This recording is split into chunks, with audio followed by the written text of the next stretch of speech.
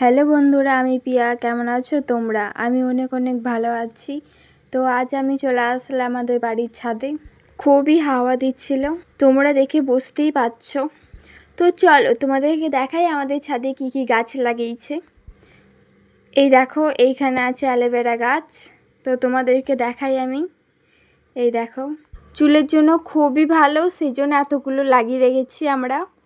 তো এই দেখো, এদিকে ফুল গাছ আছে, সেইগুলোই তোমাদেরকে দেখাচ্ছিলাম। আরও অনেক রকম গাছ আছে, সেগুলো তোমাদেরকে অন্য সময় দেখাবো।